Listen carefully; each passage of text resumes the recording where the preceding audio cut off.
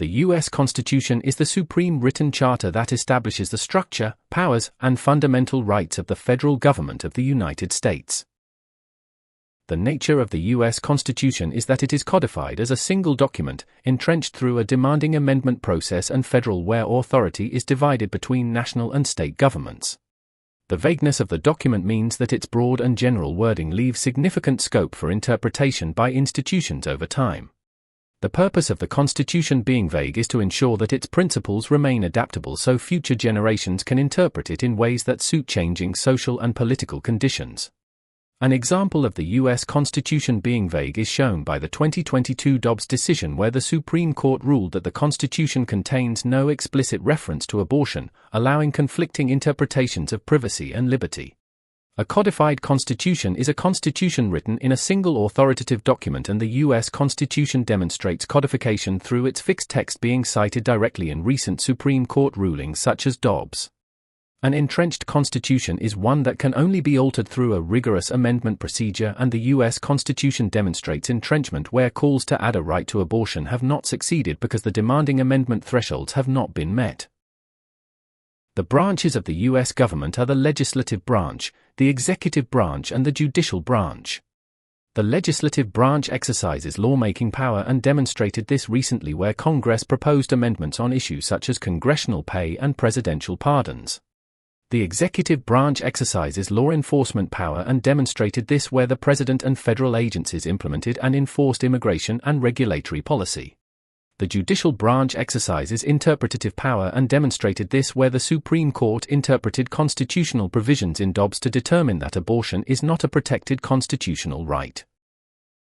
The amendment process of the U.S. Constitution operates through proposal by a two-thirds majority in Congress or a convention called by two-thirds of state legislatures, followed by ratification from three-quarters of the states. An example of the amendment process being used is shown by the continued proposal of amendments in Congress during recent years, even though none have been successfully ratified.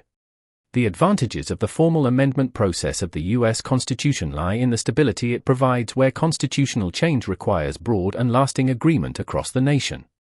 The disadvantages of the formal amendment process of the U.S. Constitution arise from its difficulty where necessary reforms can be blocked despite significant public support.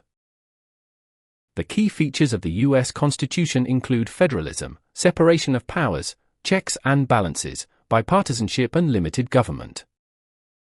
Federalism divides authority between national and state governments, and the Constitution establishes this by granting defined national powers while reserving all remaining powers to the states. Federalism proves effective because it allows states to address local needs, shown by the diverse state-level responses to abortion and health care following the overturning of Roe v. Wade. Federalism proves ineffective because it creates clashes and inconsistency, highlighted by ongoing conflict between Texas and the federal government over immigration enforcement in recent years. Separation of powers divides governmental authority across three branches, and the Constitution enshrines this by allocating legislative power to Congress, executive power to the President, and judicial power to the courts. Separation of powers functions effectively because it prevents concentrated authority, demonstrated by the Supreme Court limiting executive regulatory influence when it overturned the Chevron deference doctrine in 2024. Separation of powers functions ineffectively when one branch expands its influence, shown by the Supreme Court's 2024 ruling granting broad presidential immunity that weakened judicial oversight. Checks and balances operate as a system where each branch limits the actions of the others to prevent dominance. The executive checks the legislature by using the veto power, which presidents have continued to exercise to block congressional bills in recent years. The executive checks the judiciary through the power to nominate judges, a power used repeatedly as presidents have continued to shape the Supreme Court and lower courts through new appointments. The legislature checks the executive through powers such as controlling funding, demonstrated by Congress limiting or delaying presidential spending priorities during budget negotiations. The legislature checks the judiciary by holding impeachment powers and by proposing amendments, a capability frequently discussed when controversial judicial rulings emerge.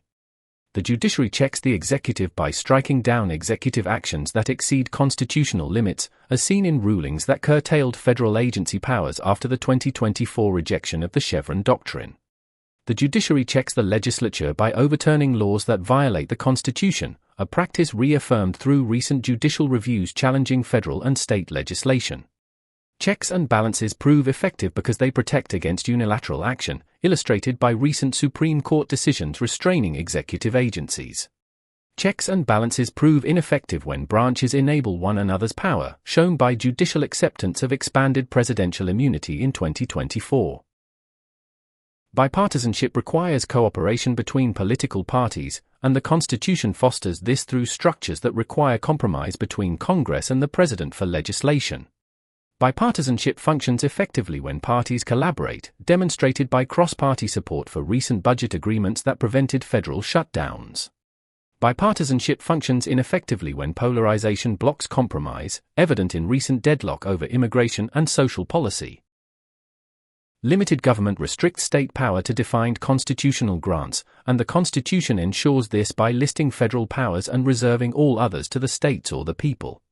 Limited government works effectively when courts prevent federal overreach, shown by judicial rulings in 2024 that curtailed expansive agency regulation. Limited government works ineffectively when constitutional limits are interpreted loosely, as seen in recent judicial decisions upholding broad executive discretion. The main characteristics of US federalism lie in the constitutional division of power between national and state governments, the sharing of authority across policy areas, and the capacity of states to act independently in matters reserved to them.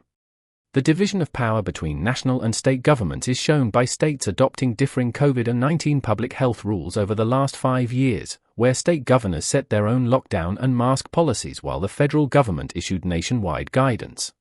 The sharing of authority across policy areas is demonstrated by both levels of government taking action during the pandemic, where the federal government coordinated vaccine distribution while states controlled delivery and eligibility rules.